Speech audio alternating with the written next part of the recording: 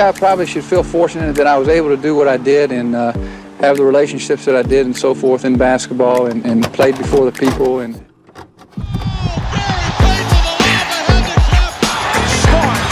hey guys, this is Dominique Wilkins. Hey, this is Sean Kemp. This is Gary Payton. Hey, this is Pau Gasol. NBA fans, what's up? This is Vince Carter here. Hey, what's up? This is Matt Barnes. If you're an old school NBA fan like I am, make sure you check out the Basketball Time Machine with my man Sean David. Hello and good day everyone, welcome back to the Basketball Time Machine. My name is Sean David. Thanks for tuning in. Let's talk some old school NBA basketball. In today's episode, I want to take a look at old school NBA legends talking about the late great Pistol Pete Maravich, a player that in my opinion should receive a lot more praise for what he has done in the NBA and in college, but that I will explain to you later why I feel this way. But before we start talking about Pistol Pete, quick question, could you please like the video and subscribe to the channel if you enjoy the content? Alright you guys, let's get right into it.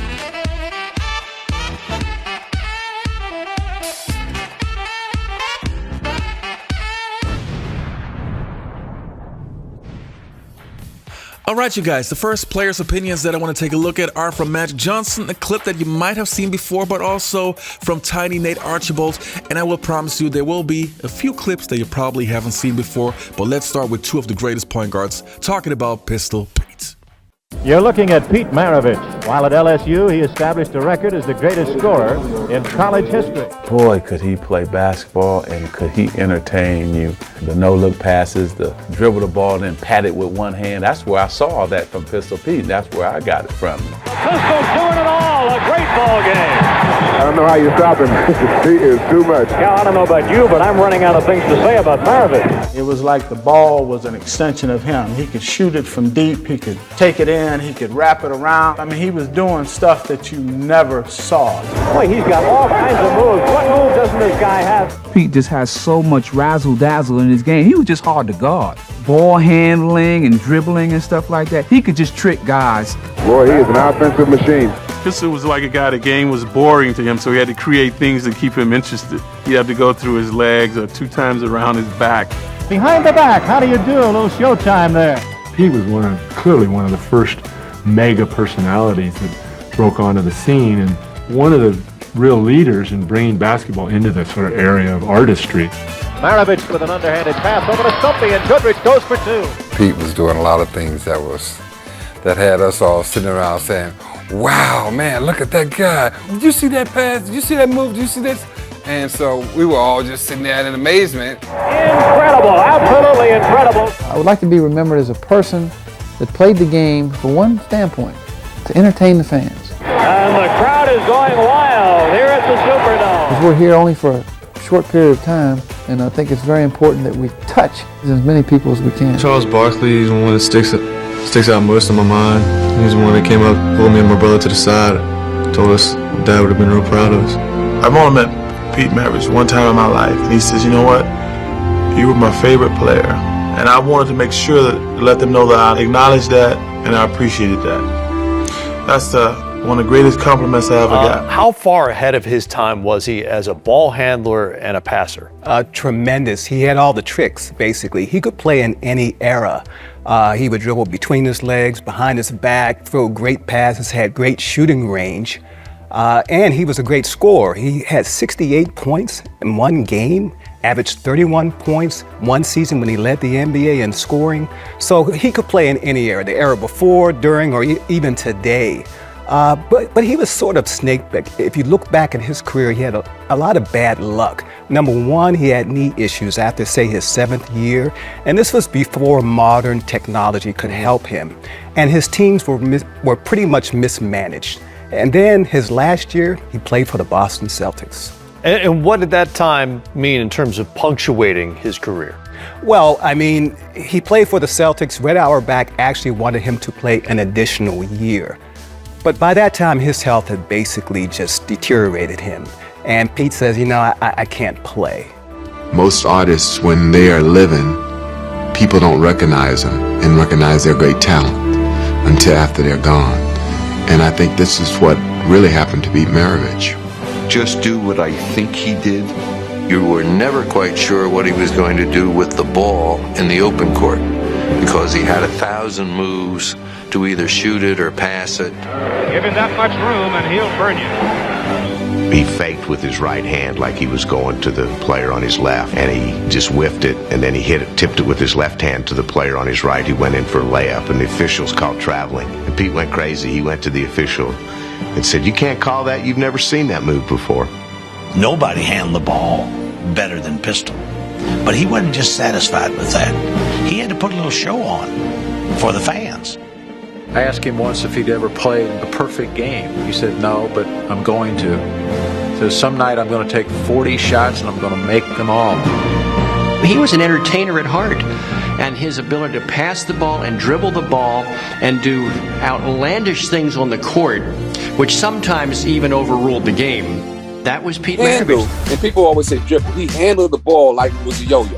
He could go this way with it, got that way with it. He could put it this way. Next thing you know, the yo-yo goes out that way. But the yo-yo was the basketball, okay? The basketball was like an invisible string on his hand. I mean, he could really handle the ball. Don't you get the feeling that when you're doing these things, the ball becomes sort of an extension of your hand? Exactly. That's exactly how I felt. Pete fake left, go right, come back. Look at him yo-yo the ball. Spin it left side of grip. Back to A.J. The magic man Maravich. Maravich to the free throw line. Pete turn, pirouette, put it up. Bottom of the net. Beautiful shot. He's got some shooting touch. What a great shooter he is. I don't think there's a basketball player that ever played this game that can score as fast as Maravich. Well, Pete was a tougher competitor in himself with his floppy socks and laissez-faire attitude, on the court, so to speak. He was a guy that could do it all. I mean, offensively, we used to talk about it, a lot. Even talk with him because we were friends.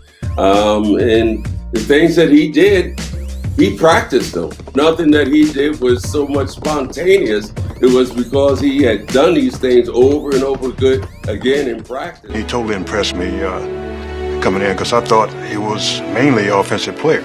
But he worked hard on the defensive end, and that totally blew me away. If we didn't win those last couple games, we would not be in first place in the division. And Pistol just took over the game and shot us into the best record. There's the whistle, and the first letter goes up on Hawkins. You played Pete in horse, and it was an adventure because you go like, okay, I got no chance of beating him the first time. Pistol can make that ball talk, I think. Pistol Pete is a natural nickname. Maravich intercepted. They had a 2-on-1 break. Maravich, let's see what he'll do. Maravich is hitting 1,000. And that's the guy they came to see, Pete Maravich. Having the kind of career he had in college and bringing that same game and style in the pros, really make people, or I would say the people that didn't really get a chance to see him, really miss something. We lost him too early, because I think his accomplishment to the game of basketball, man, and how he played it and how he loved it and how he can do things with that basketball that most couldn't. Okay. Leonard, Gervin. We gonna remember it for a long time, man. All right, you guys, as I mentioned in the beginning of the video, I feel that Pistol Pete is a little bit underrated. And don't get me wrong, I am well aware of the fact that he was voted to the top 50 players of all time list and also to the top 75 players list. But every once in a while you hear some legends who say, oh, he was only a solid offensive player and that was it. He didn't have a high basketball IQ. And that to me rubs me the wrong way. Now, I am also aware of the fact that I never saw him play live, so I only go from full games that I've watched. I don't go just by highlights, I watch full games, and to me it seemed that part of the reason why he shot so often and he had this, I don't want to say egoistic playing style, but why he shot a lot was his teammates were not that well positioned in many cases, at least in the 10 games that I have seen. And when it comes to dedication, I mean, this guy was a gym rat like you would find in a dictionary, and those are players that I really appreciate. People who work on their craft, even when they made it to the NBA, they are superstars, they still go to the gym and practice their behind off. And also, if you are a player who shoots that far from outside, from downtown Steph Curry range in the 70s and 80s, Come on, that guy was way ahead of his time. And you've seen Magic Johnson, who said that he was stealing moves from Pistol Pete. So give the man some credit.